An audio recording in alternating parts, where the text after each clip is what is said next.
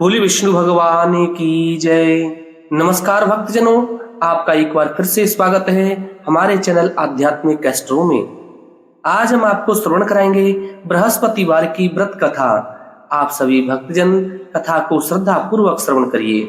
एक दिन इंद्र बड़े अहंकार से अपने सिंहासन पर बैठे थे और बहुत से देवता, ऋषि, गंधर्व, किन्नर आदि सभा में उपस्थित थे। जिस समय बृहस्पति जी वहां पर आए तो सबके सब उनके सम्मान के लिए खड़े हो गए, परंतु इंद्र गर्व के मारे खड़ा नहीं हुआ। यद्यपि वह सदैव उनका आदर किया करता था, बृहस्पति जी अपना अनादर समझते हुए वहां से उठकर चले गए। तब इंद्र को बड़ा शोक हुआ कि देखो, मैंने गुरु जी का अनादर कर दिया, मुझसे बड़ी भारी भूल हो गई। गुरु जी के आशीर्वाद से ही मुझको यह वैभव मिला है, उनके क्रोध से यह सब नष्ट हो जाएगा, इसलिए उनके पास जाकर उनसे क्षमा मांगनी चाहिए, जिससे उनका क्रोध शांत हो जाए और मेरा कल्याण हो। ऐसा विचार कर इंद्र उनके स्थान पर गए।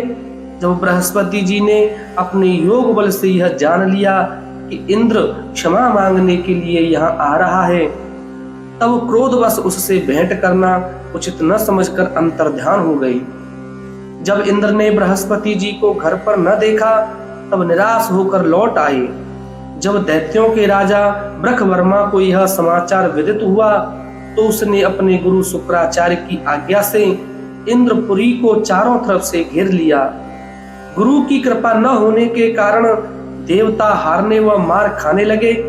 तब उन्होंने ब्रह्मा जी को विनय पूर्वक सब वृतांत सुनाया और कहा कि महाराज, दैत्यों से किसी प्रकार बचाइए। तब ब्रह्मा जी कहने लगे कि तुमने बड़ा अपराध किया है, जो गुरुदेव को क्रोधित कर दिया। अब तुम्हारा कल्याण इसी में हो सकता है कि त्वष्टा ब्राह्मण का पुत्र विश्वरूपा बड़ा तपस्वी और ज्ञानी है, उसे अपना पुरोहित बनाओ तो तुम्हारा कल्याण हो सकता है। यह वचन सुनते ही इंद्र त्वष्टा के पास गए और बड़े विनीत भाव से त्वष्टा से कहने लगे कि आप हमारे पुरोहित बनिए, जिससे हमारा कल्याण हो। तब त्वष्टा ने उत्तर दिया कि पुरोहित बनने से तपोबल घट जाता है, परंतु तुम बहुत विनती करते हो, इसलिए मेरा पुत्र विश्वरूपा पुरोहित बनकर तुम्हारी रक्षा करेगा। विश्वरूपा ने पिता की आज्ञा से पुरोहित बनकर ऐसा यत्न किया कि हरि इच्छा से इंद्र ब्रखवर्मा को युद्ध में जीतकर अपने इंद्रासन पर स्थित हुआ। विश्वरूपा के 3 मुख थे। एक मुख से वह सोमपल्ली लता का रस निकालकर पीते थे, दूसरे मुख से वह मदिरा पीते और तीसरे मुख से अन्न आदि भोजन करते। इंद्र ने कुछ दिनों उपरांत कहा कि मैं आपकी कृपा से यज्ञ करना चाहता हूँ। जब विश्वरूपा की आज्ञानुसार यज्ञ प्रारंभ हो गया, तब एक दैत्य ने विश्वरूपा से कहा कि तुम्हारी माता दैत्य की कन्या है, इस कारण हमारे कल्याण के निमित्त एक आहुति दैत्यों के नाम पर भी दे दिया करो तो अति उत्तम बात है। विश्वरूपा उस दैत्य का कहा मानकर आहुति देते समय दैत्य नाम भी धीरे से लेने लगा। इसी कारण यज्ञ करने से देवताओं का तेज नहीं बढ़ा। इंद्र ने यह वृतांत जानते ही क्रोधित होकर विश्वरूपा के 3 सर काट डाले।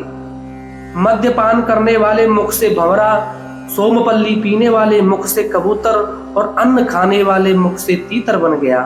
विश्वरूपा के मरते ही इंद्र का स्वरूप ब्रह्म हत्या के प्रभाव से बदल गया। देवताओं के 1 वर्ष पश्चाताप करने पर भी ब्रह्म हत्या का वह पाप न छूटा, तो सब देवताओं की प्रार्थना करने पर ब्रह्मा जी बृहस्पति जी के साथ वहां आए। उस ब्रह्म हत्या के 4 भाग किए, उनमें से 1 भाग पृथ्वी को दिया। इसी कारण कहीं कहीं धरती ऊंची नीची और बीज बोने के लायक भी नहीं होती। साथ ही ब्रह्मा जी ने यह वरदान दिया, जहां पृथ्वी में गड्ढा होगा, कुछ समय पाकर स्वयं भर जाएगा। दूसरा भाग वृक्षों को दिया, जिससे उनमें से गोंद बनकर बहता है। इस कारण गूगल के अतिरिक्त सब गोंद अशुद्ध समझे जाते हैं। वृक्षों को यह वरदान दिया कि ऊपर से सूख जाने पर जड़ फिर फूट जाती है।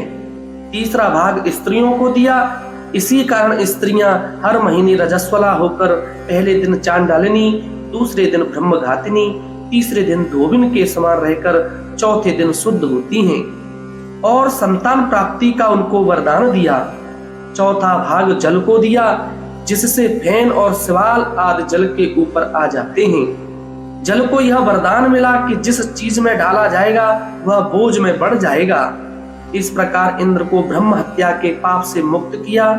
जो मनुष्य इस कथा को पढ़ता या सुनता है उसके सब पाप बृहस्पति जी महाराज की कृपा से नष्ट हो जाते हैं। बोलिए बृहस्पति जी भगवान की जय।